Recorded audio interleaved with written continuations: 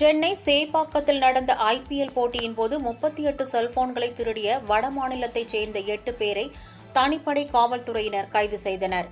கடந்த வெள்ளிக்கிழமை Chennai super Kings மற்றும் பெங்களூரு ராயல் சேலஞ்சர்ஸ் அணிகள் மோதிய ஐபிஎல் லீக் போட்டி சேப்பாக்கத்தில் நடைபெற்றது.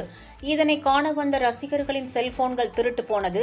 இது தொடர்பாக அளிக்கப்பட்ட புகாரின் அடிப்படையில் காவல்துறையினர் விசாரணை நடத்தி செல்போன்களை திருடிய வடமாநிலத்தைச் சேர்ந்த 4 சிறுவர்கள் உட்பட 7 பேரை போலீசார் கைது செய்தனர். கைது செய்யப்பட்டவர்களிடமிருந்து 36 செல்போன்களை போலீசார் பறிமுதல் செய்தனர். கைது செய்யப்பட்ட ராஜ்குமார், ஆகாஷ் நோசியா, விஷாலுகுமார், கோவிந்த்குமார் உள்ளிட்ட 7 பேரும் ஜார்க்கண்ட் மாநிலத்தைச் சேர்ந்தவர்கள் என்றும் பிளாக்கில் டிக்கெட் வாங்கி மைதானத்திற்குள் சென்று செல்போன்களை திருடியுள்ளனர் என்பது விசாரணையில் தெரியவந்துள்ளது. திருடிய செல்போன்களுடன் வேலூர் சென்று அங்கிருந்து பஸ் மூலம் ஜார்க்கண்ட் தப்பி செல்ல முயன்றவர்களை திருவல்லிக்கேணி ஆய்வாளர் தலைமையிலான தனிப்படை காவல்துறையினர் அவர்களை சுற்றி வளைத்து பிடித்துள்ளனர்.